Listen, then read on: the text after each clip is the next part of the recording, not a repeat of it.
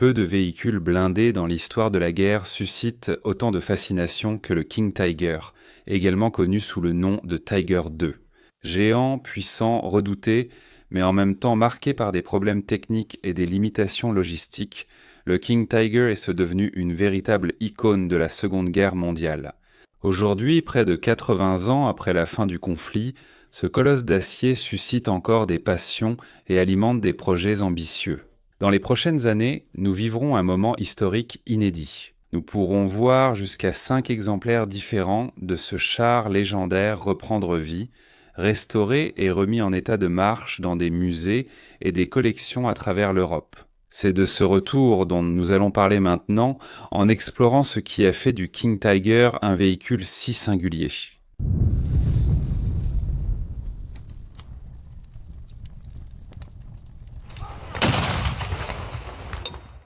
Avant de commencer, je veux t'inviter à devenir notre élève à l'Académie Salle de Guerre, dans le nouveau cours Stratégie et tactique sur la carte. Pense comme les généraux de la Seconde Guerre mondiale.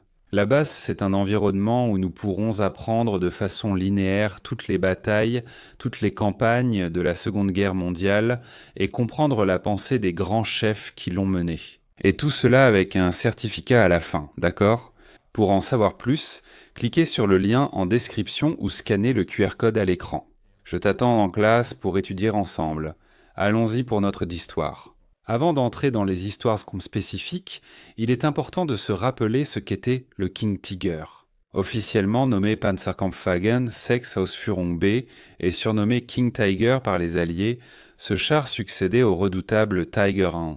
Il a commencé à être produit en 1944 et incorporait les leçons apprises par les Allemands sur les champs de bataille depuis l'invasion de l'Union soviétique en 1941. Le Tiger I s'était déjà révélé être un char fortement blindé et doté d'un canon puissant, capable de dominer les batailles. Mais il était également devenu évident que le poids, le coût et la logistique pouvaient poser de sérieux problèmes pour ce type de véhicule. Le King Tiger portait cette logique à un tout autre niveau. Il pesait environ 69 tonnes, avait un blindage frontal incliné allant jusqu'à 180 mm et était armé d'un canon de 88 mm Kampfwagen Canon 43 L71, capable de détruire pratiquement n'importe quel blindé ennemi à des distances supérieures à 2000 mètres. En théorie, il était imbattable, mais en pratique, son poids excessif le rendait lent, vulnérable, et ses défaillances mécaniques le rendaient pratiquement impossible à transporter ou à récupérer s'il était endommagé.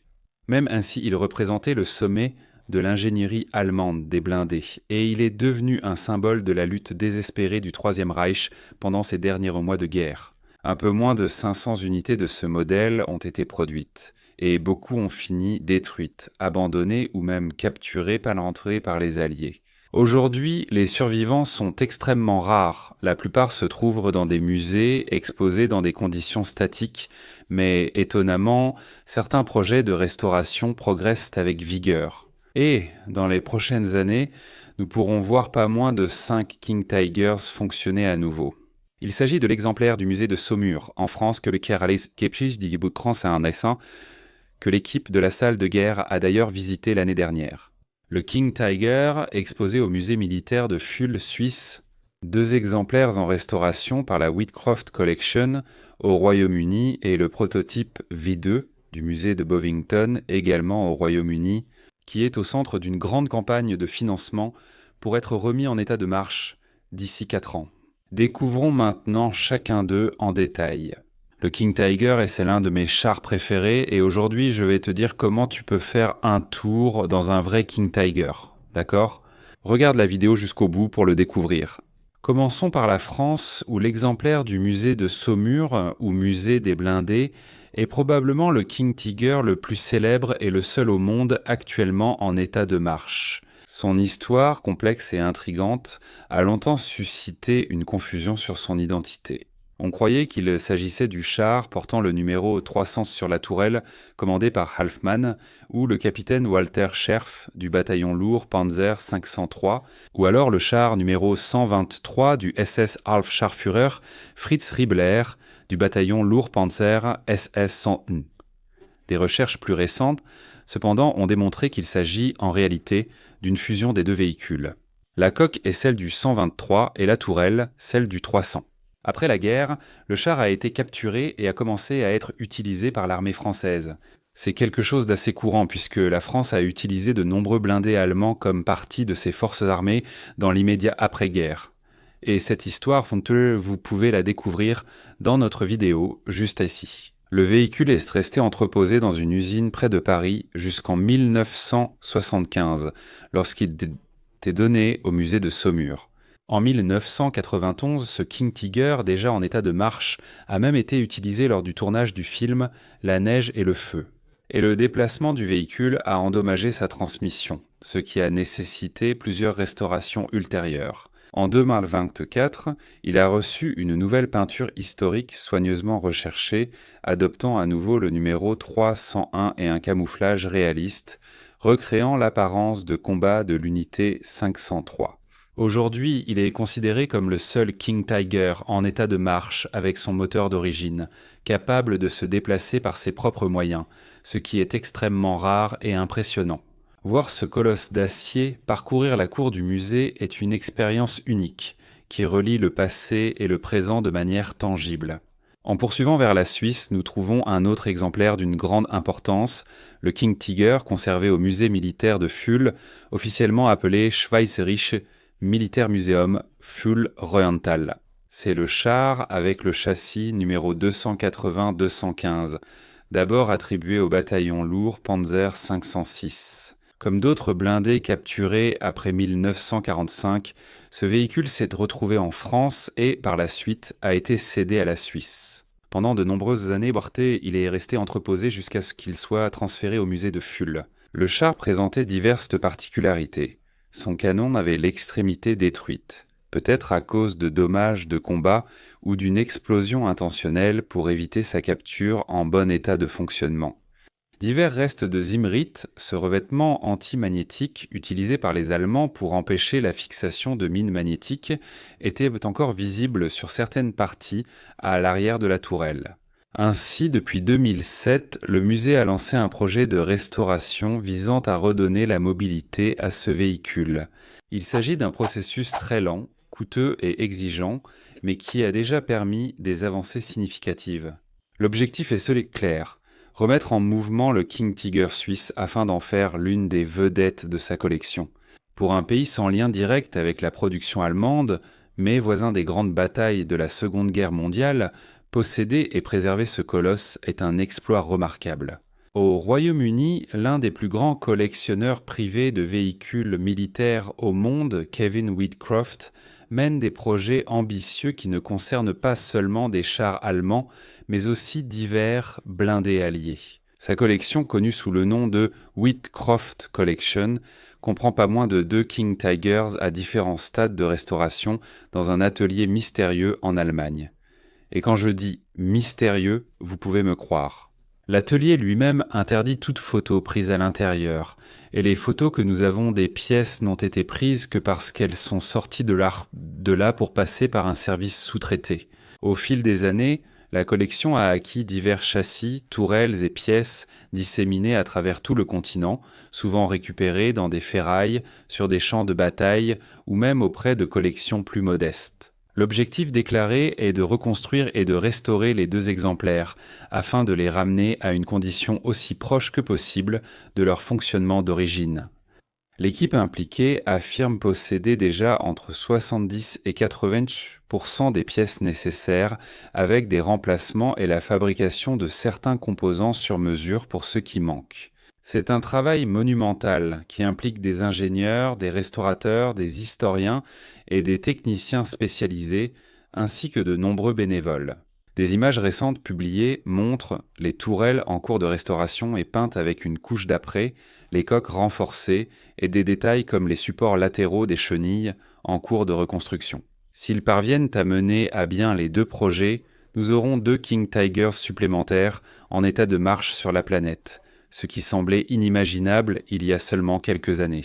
La Whitcroft Collection ne communique généralement pas de délai fixe, mais leurs progrès sont visibles, et la communauté des passionnés suit chaque étape avec une énorme attente. Enfin, nous arrivons au cas le plus emblématique et le plus émouvant de tous, le King Tigers V2, préservé au The Tank Museum à Bovington, également au Royaume-Uni. Il s'agit d'un exemplaire absolument unique, car c'est le deuxième châssis d'essai construit par Henschel en 1943, avant même la production en série. Connu sous le nom de Versuchsfahrgestell van 2, littéralement véhicule d'essai numéro 2, ce prototype a servi de plateforme d'essai pour divers systèmes, y compris les filtres à air, les verrous de transport du canon et aussi les trappes de secours dans le plancher du véhicule. Il n'a jamais combattu, mais a été essentiel au développement du modèle final. À la fin, il a été capturé par les Britanniques 100 ans après la guerre, emmené en Angleterre, testé puis finalement envoyé à Bovington en 1952, où il se trouve encore aujourd'hui. Au fil des décennies, il a perdu plusieurs pièces. La transmission, la coupole du commandant, quelques trappes dans des parties internes. À un certain moment, le canon a été remis en place, mais avec des supports en bois improvisés, montrant que ce véhicule historique était traité davantage comme un objet d'exposition que comme une pièce pouvant être restaurée. Tout cela change désormais. Le Tank Museum a lancé une campagne de financement participatif dans le but de récolter 1 million de livres sterling pour restaurer le V2 en 4 ans afin de le remettre en état de marche. La campagne prévoit non seulement la reconstruction technique, mais aussi une série de récompenses pour les donateurs, y compris des événements exclusifs, des diffusions en direct de l'avancement et la possibilité de faire partie de ce projet historique. N'importe qui peut contribuer, que ce soit avec de petits dons ou des montants plus importants, qui garantissent des contreparties spéciales et très attractives, tu sais. Le projet, en plus de restaurer un char unique, a aussi un caractère éducatif. Il implique des ingénieurs, des apprentis et des étudiants dans des processus de soudage, d'usinage et d'ingénierie de précision, transmettant ainsi le savoir aux nouvelles générations. Si vous souhaitez collaborer, le lien se trouve juste ici, dans la description. Ainsi, nous avons un panorama impressionnant, n'est-ce pas? En quelques années, le monde pourra voir pas moins de 5 King Tigers en fonctionnement. Celui de Saumur, qui est déjà opérationnel et présenté lors de démonstrations. Celui de Full, qui atteint sa restauration complète. 2 de la Witchcraft Collection, qui promettent entre des résultats spectaculaires. Et le prototype du V2 de Bovington, qui rassemble une histoire très particulière et de l'innovation dans un projet ouvert au public. Il est curieux de penser que, pendant la guerre, rarement autant de King Tiger ont opéré ensemble dans un même espace. Ils étaient répartis en bataillons lourds, en nombre très limité, et ils souffraient tellement de problèmes mécaniques qu'il était rare qu'ils soient tous disponibles en même temps. Aujourd'hui, plus de 8 décennies plus tard, l'ironie de l'histoire est que nous voyons peut-être plus de King Tigers réunis en état de marche que beaucoup de soldats alliés n'en ont vu entre 1944 et 1945. Plus que de simplement restaurer ces machines, ces projets représentent un effort pour maintenir la mémoire vivante. Le grondement d'un moteur Maybach HL 230 en marche, le grincement des chenilles de près de 70 tonnes en mouvement et l'impact visuel d'une tourelle gigantesque tournant devant les spectateurs. Tout cela a un pouvoir éducatif et émotionnel qu'aucune maquette ni aucune vidéo ne peut reproduire. Même ainsi, il y a un aspect critique et réflexif. Rappelons-nous que ces machines ont été créées pour la destruction de masse, mais qu'aujourd'hui, elles servent d'outils d'apprentissage, de préservation et de respect de l'histoire. Les musées et les collectionneurs portent la responsabilité d'équilibrer la fascination technique avec la mémoire des victimes et les conséquences de la guerre. Chaque char restauré invite à la réflexion, non à la glorification aveugle. Pour nous, passionnés d'histoire militaire, suivre ce processus est un privilège et aussi une occasion de soutenir des initiatives concrètes. Des campagnes comme celle du Tank Museum pour le King Tiger Sound 2 permettent à chacun de faire partie de ce voyage. Que ce soit par un don symbolique ou un soutien financier plus important, chaque contribution aide à transformer une coque rouillée en un géant vivant à nouveau. Et cela fait toute la différence car dans les prochaines années, le rugissement des moteurs des King Tigers résonnera à nouveau. Et quand cela arrivera, ce ne sera pas seulement pour livrer des batailles, mais pour raconter des histoires. Histoires de technologie, de guerre, d'erreurs humaines et de persévérance. Des histoires de la façon dont le passé peut être préservé dans le présent, et des histoires de la façon dont même les colosses d'acier peuvent renaître, non pas comme des instruments de destruction, mais comme des témoins de ce dont l'humanité a été capable et de ce qu'elle ne doit plus jamais répéter. Mais aidez comme je te l'ai promis. Si c'est ton rêve de faire un vrai tour dans un géant comme le King Tiger, tu auras cette opportunité l'année prochaine en 2026, avec les expéditions de la salle de guerre, parce que la liste d'intentions est déjà ouverte pour notre expédition Market Garden et Ardennes, avec le bonus du Militrax aux Pays-Bas, le plus grand événement de véhicules militaires allemands de la Seconde Guerre mondiale au monde.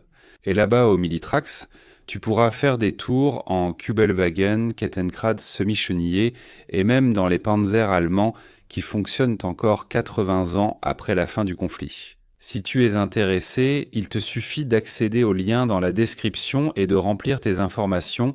Nos agents te contacteront pour t'aider à réaliser ce rêve. D'accord ? Tu imagines l'an prochain au Militrax ? Alors vite, inscris-toi et je t'y attends. Si tu as aimé cette vidéo, partage-la avec tes amis et mets-nous aussi un petit pouce bleu. N'oublie pas que, mon livre L'atome comme arme est en vente juste ici, et avec lui tu vas pouvoir tout comprendre sur le processus de fabrication des bombes atomiques. Je m'arrête ici. Merci encore pour ton écoute, et une grosse accolade de la salle de guerre.